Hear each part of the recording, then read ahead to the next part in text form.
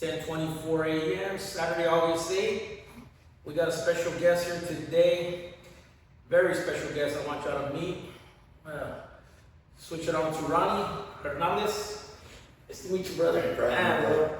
So, Ronnie, why don't you tell the chat what you do for a living and what kind of career you're in? So at this present time, we are the owners, and I say we, my wife and I, Barber College. And I'm not only a licensed barber, but I am now the instructor for many students that are looking to become a licensed barber here in Texas. Nice. How many years have you been in this field? The barbering. Yes, sir. So barbering has initially for us, it launched off in right around 2024 as a full-time career. Now, did you start doing the barber school and you have the barber school and then you have your barber shop? You run them both out of one location, correct? So, yes and no. Initially, we opened up a barber college this year. So what launched it off was the start of Barbershop. We were there for 3 years, right at the corner of Saximola and Novalitos, and we grew from that. We learned a lot. There was a lot of ins and outs, and through that we were able to merge into the barber college. Nice. What inspired you to become a barber, and when did you realize that this was going to turn into your full-time career? So the funny thing is I've been cutting for many years, and a lot of my cousins still remind me to this day, hey, you remember when you used to cut when we were 14, 15? And you don't want to remember those days, right? Obviously, when we were a lot younger, we had to do what we had to do, right, to make things happen. But what inspired me was we went through some type of situation during COVID due to another business that we had. So there had to be some transition in there for them. And we had to figure out some things and, realign, where we wanted to be in business. And barbershop came into my mind. And I just launched it off. I took a leap of faith, and this is where we're at today. Nice. Congratulations, man. Thanks. That's good. Thank you. How many students do you have now at your barber school? Right now, we are sitting right about, we opened up Barber College in 2026, and we are roughly at about 25 students right now. Wow. Enrolled. Nice. 25 students. 25 students. That's just guesstimating right now. Yeah. Now, I think you had told me something the other day. For those of y'all that don't know, Ronnie is my barber. He also cuts my hair once a week. Thank you for the trust. Looks good, right? Keep out good. So, question though, when you started doing this, did you realize you were going to have that many students in your school? I look back January of this year, 2026, when I launched off Barber College. It took about a month to actually get my first student. I was there day and night. I would open up as if I had students enrolled. I opened up as if it was a full-blown business. I didn't consider slow days a bad day. I kept on pushing and pressing on, and I never thought we'd be here in this short amount of time. Still got a lot of growth to do, but we are making it, day by day, man. One thing I wanted to ask you, for those of y'all that are trying to get into barber school, I believe, Ronnie, you had told me the other day, you're one of the best priced barber schools in San Antonio at the moment right now. What does the average barber school charge nowadays? On average, and this is on the, more on the sense of, so it took two colleges for me to get to where I'm at today. Wow. So I'm very familiar, and by what we hear on other students that have been inquiring about enrolling at a college, nothing shy of 10 grand on up is what the fee is for a person meaning a student to enroll in a barber college and start a career as a barber practitioner. 10 grand. On up. On up. And that's on the lighter side. There's some that will run up here in town up to about 25K. For the same thing that we are doing in the south side of San Antonio, We are one of the most cost-effective barber colleges, giving people a hope and a future.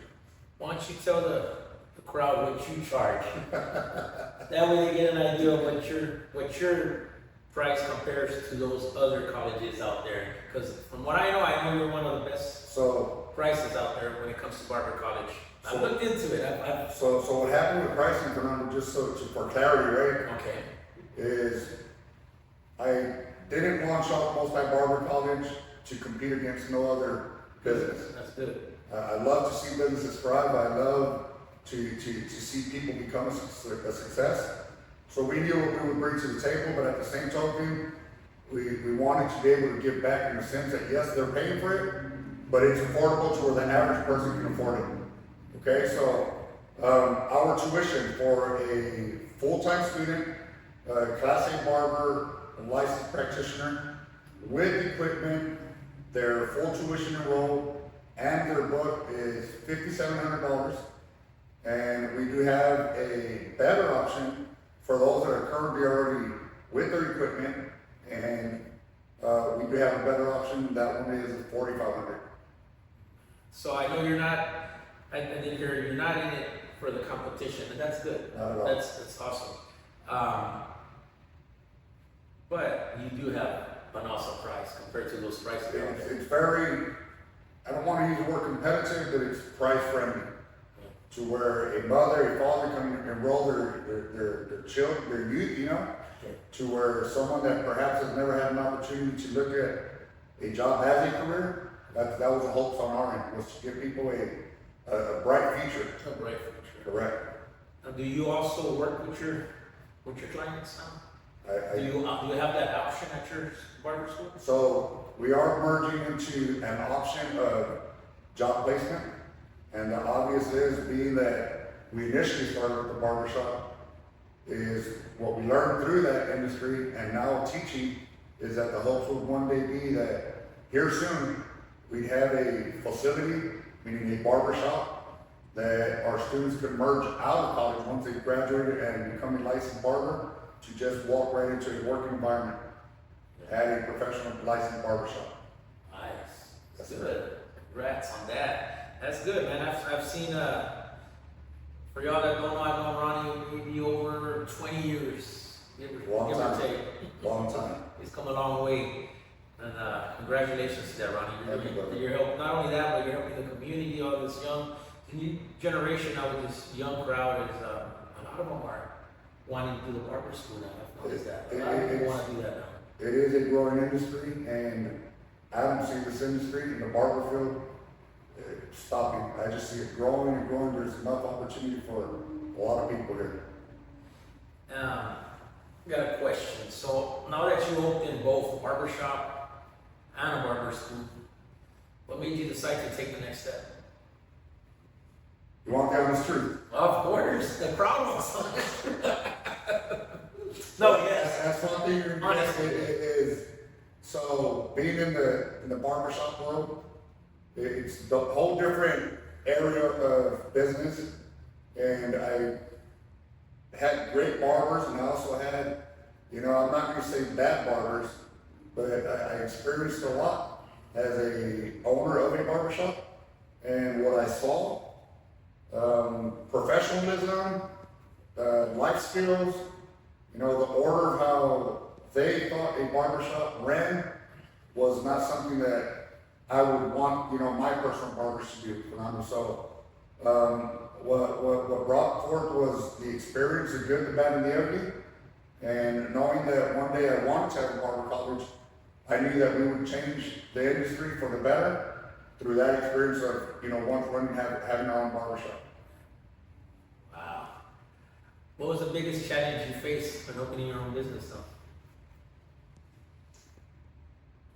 There was, so you gotta look at the demographics of when you open up a business.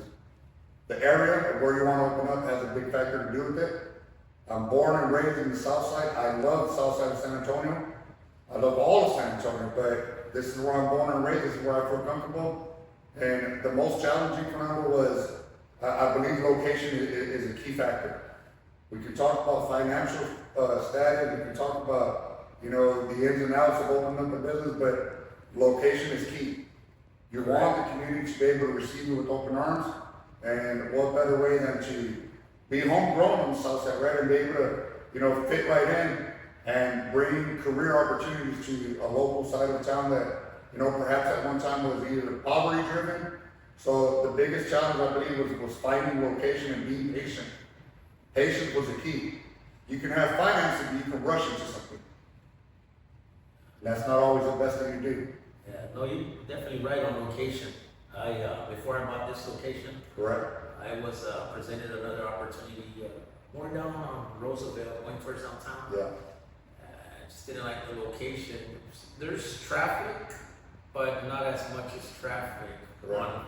Right now, obviously, we're off of 410 Correct. and Roosevelt, but the traffic is constantly, you're talking about thousands of cars passing through there every minute. Correct. So, but that is very key on that, on the location.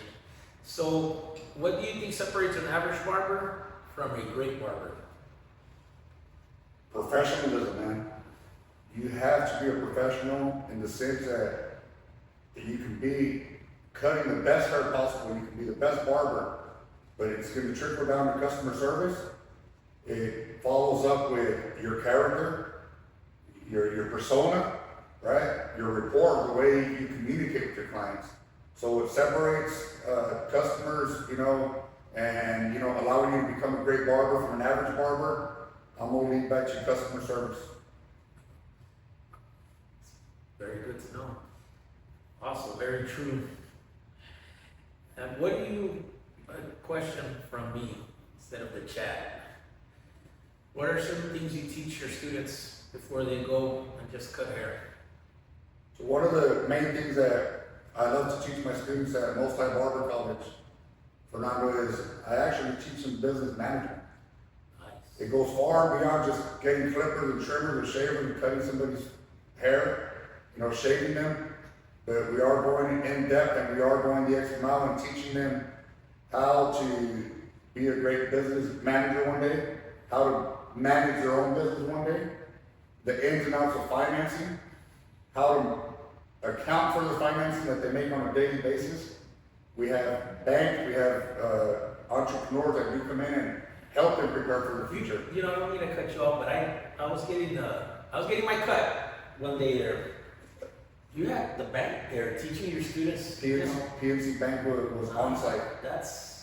I've been to quite a few barbershops, but then I had this girl that would come and cut my hair here at my office before I started going with you. But I noticed when you were cutting my hair one week there at the shop, you had the bank people there. Right. Even brought food, and I was like, wow.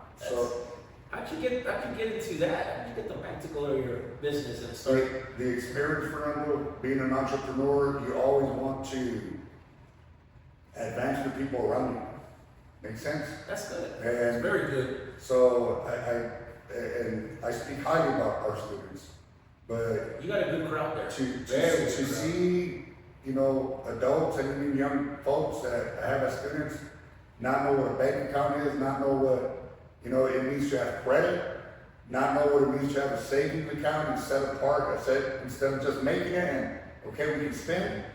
I want to further the future, knowing that, okay, they're making it, but how are they going to prepare for 5-10 years from now? So I wanted to implement far more than just them learning how to cut hair. Yeah, that's true, very true. So you're not only, I know it's with your students, you're also like a business counselor to your students there. Little did they know what they were running into. we're building some amazing, yes, they're barbers, but I like the word professional barbers. They're professional. I want to see them succeed and be successful. That's good. Very good. Ronnie, how important is customer service to you and building a relationship in the barbershop business? It's priority.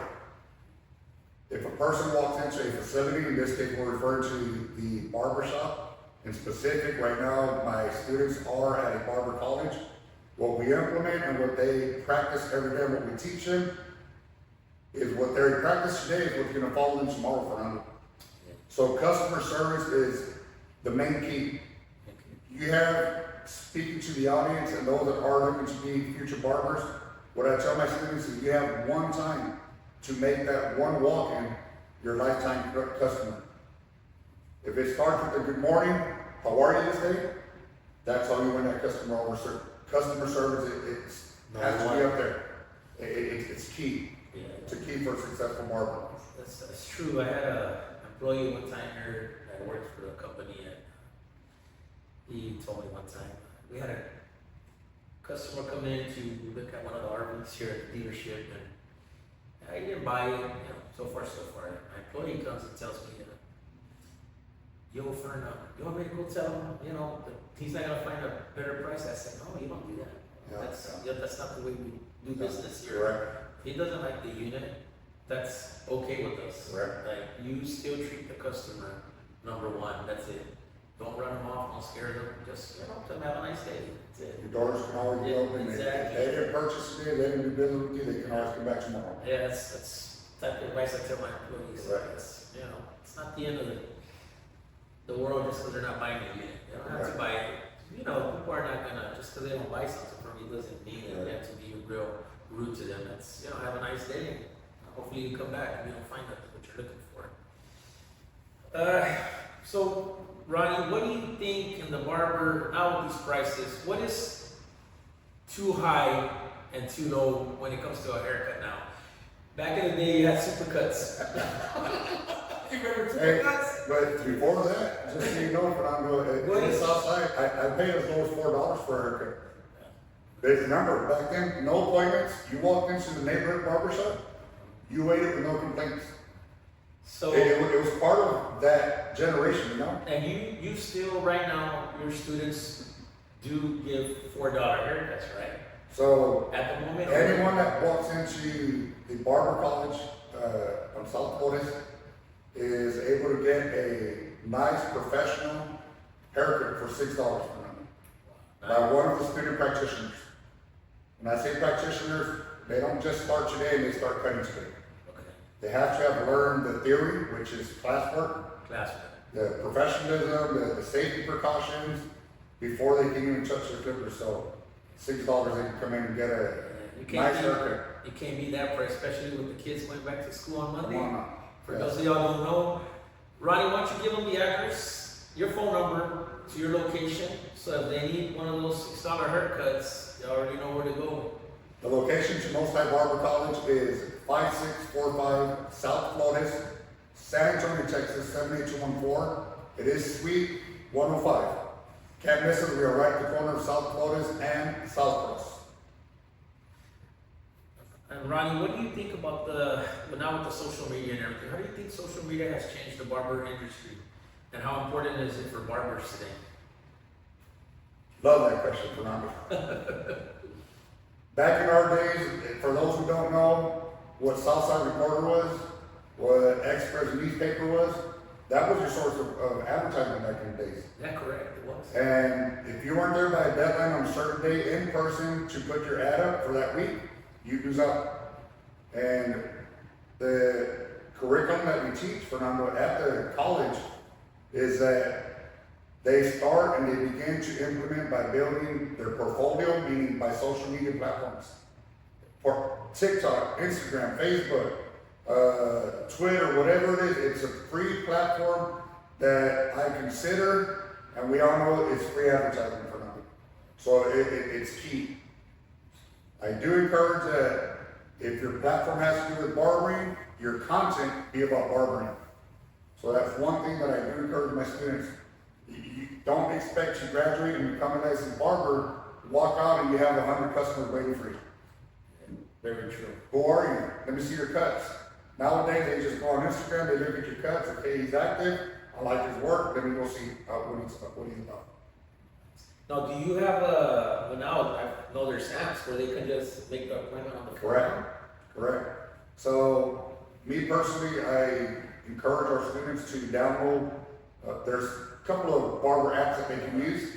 And so in us, in-house, we bring books in Booksy is a app that we use for the barber industry. Booking. So people can see the demographics of, hey, 78211, nearest barber, and barber so-and-so pops up. The reviews are on there. It's as simple as just tap, tap, tap, you put your card on file, and go get a haircut to check out. As simple as pressing a button, you're done, and it completes the transaction. They handle the transaction as far as the financial status.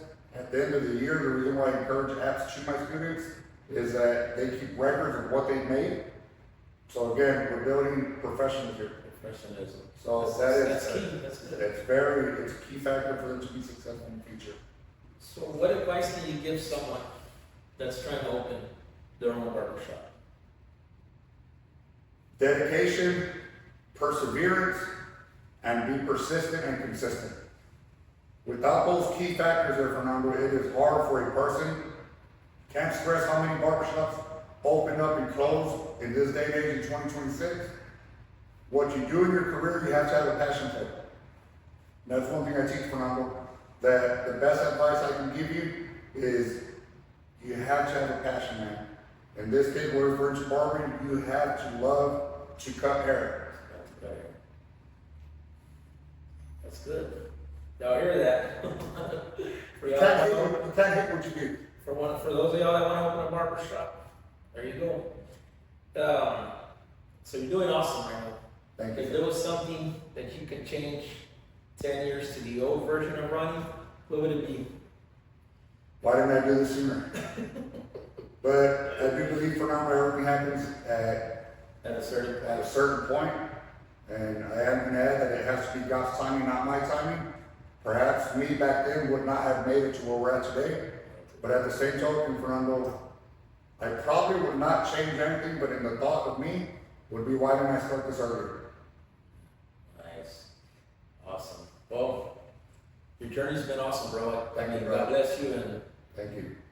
it's very awesome that you're at where you're at now with the barber school and everything. I appreciate it. Congratulations, and thank you for coming to the New Level Podcast. You already know we got episodes are on YouTube.